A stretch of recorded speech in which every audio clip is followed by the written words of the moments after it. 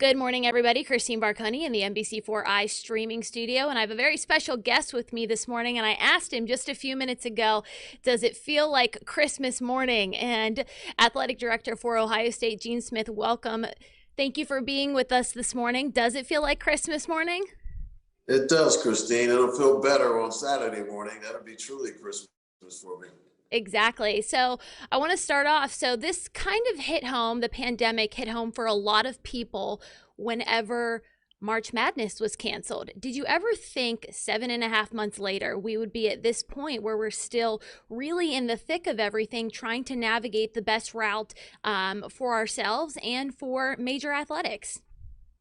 No, I think all of us we're living in a space of uncertainty in March as decisions were being made and cascaded out off over time. There's just so much uncertainty and so much that we had to learn, and I think we've learned a lot. Mhm. So I didn't think that we'd be in the situation we're in today, but certainly I'm really glad that we have a chance for our student athletes to get back to competition. Absolutely. For a minute there, did you ever think that this football season might not happen?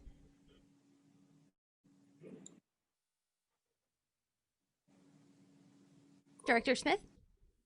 Uh-oh, I lost you. Did I do that? I'm not sure. Can you hear me? Yeah, but we froze for a second there. Okay. I still have you. Can you hear me? Okay. Yeah, we're here. I'm here. I'm Great. sorry. Just No, you're fine. Everybody's used to this Zoom stuff by now. All the I technical. know. So we're all get frozen. I think when we Exactly. get back to meetings, I'm just gonna fake freeze people in person. That would be funny. It'll probably make for some good photos instead of some of the wonky candid sometimes we get. Yeah, Um, yeah, we'll do that. so did you ever think for a minute there that there would not be football with all of this uncertainty that happened probably about 2 months ago when the season was postponed? Yeah, I think the thing that I held on to was postponement. I think that our president, President Johnson, may have been the one that proposed that wording in the meeting, and so it wasn't canceled; it was postponed. So that gave me hope that we could have football. It was just a matter of when. And I did shift. I really moved my thought process to the January model.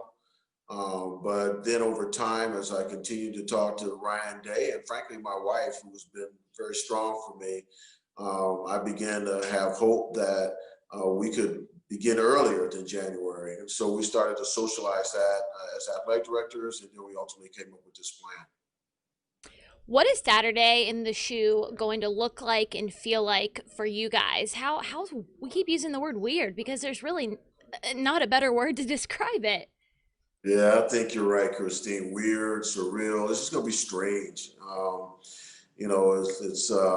I've been in the stadium a few times this week because we're putting up the cutouts, and Mhm. I keep telling people fans are coming early, and they're just cutouts.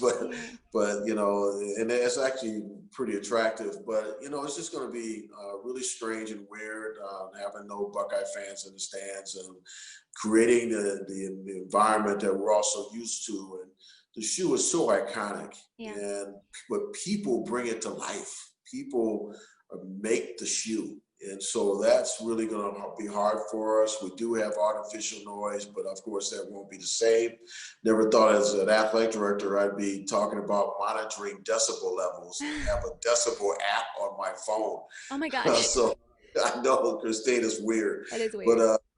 so this is just not having the band there. That would be really painful. And one of my favorite traditions is watching ROTC raise the flag. I just get so emotional when they do it, the way they do it, and we'll have that on the video board, but it still won't be the same. So Yeah. it'll be weird. Absolutely. But you guys were able to get the parents in there. How important was that for you guys and what um kind of made the decision to allow them to come in? Yeah, that was a part of the battle was one, obviously getting our players back to play, but giving their parents a chance to see their sons play. And the families of our coaches and immediate support staff around the players. So we'll have about 1,080 family members there. And, at the end of the day, those are the people who are so invested. I mean, they're their children. And so we wanted to make sure they could get in. And Of course, every state has different restrictions. I think even Wisconsin for their game this weekend, they will have no fans, so family won't even be there. So we wanted to make sure we had some consistency across the Big Ten from a competitive equity point of view. But the families were a high priority, and our presidents agreed with that. So as long as we are able to do it safely, like we plan to do, we're going to continue to do that, and hopefully over time things get better. Maybe we can get some others in. Yeah, we were actually so we had a little show yesterday with Jared and Coach Conley and Justin, and they were all on here and talking about how especially careful the Big Ten has to be because we don't have that leeway. We don't have weeks. Where if we have a COVID case, as far as the playoffs and the national championship, kind of looking down the line there, we don't really have that leeway to take a break. It's really dependent on playing all of these games. That's so true, Christine. We have no margin for error at all.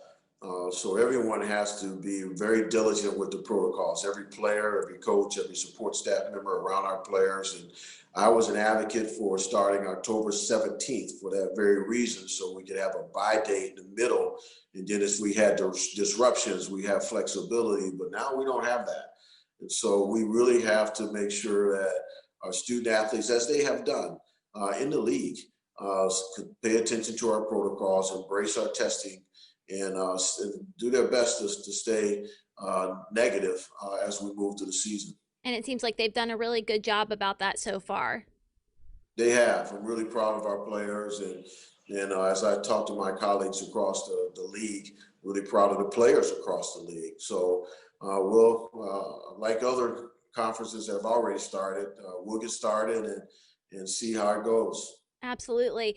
I know we when we talked about how weird it would be without the fans, we kind of got glum, but we want it to be that way to make sure everybody stays safe. What is your message to the Buckeye fans who I know you guys are going to be patrolling the parking lots and different things like that, but there's only so much you guys can do for private businesses and private homes. What is your message to the Buckeye community at large as far as staying safe from COVID? Well, it's important that first and foremost, as you watch the Buckeyes and support the Buckeyes, and hopefully every Buckeye fan around the world is doing that, we want to make sure you do it safely. No large watch parties, no large gatherings. Of course, don't come to campus because there's no tailgating here. We're not going to allow that.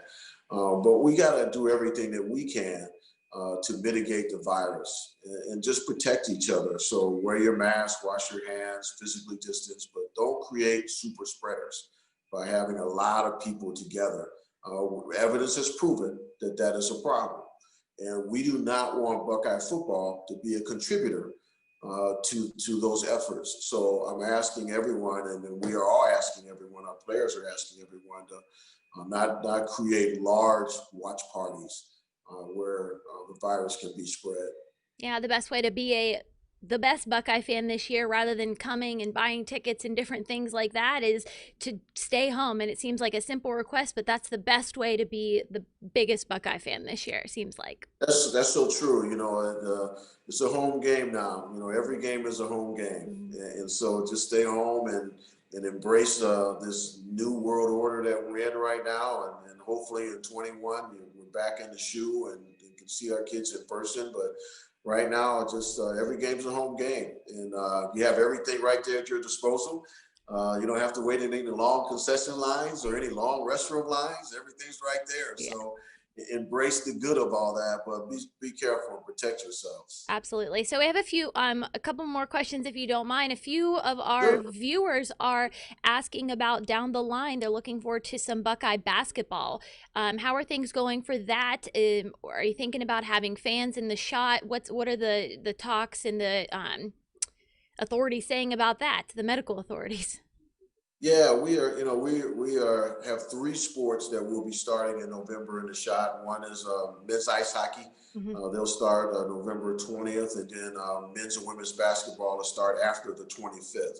And we're excited about those opportunities. We're not sure whether or not we can have fans in the stands for any of those activities. We're still waiting to see how the virus in Franklin County responds.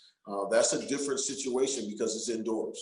Mhm. The beauty of the shoes is outdoors, and so you can mitigate some of the spread. But so we'll continue to work with our health commissioner, Dr. Rashika Roberts. She's been unbelievable, She's Christine, wonderful, and yeah.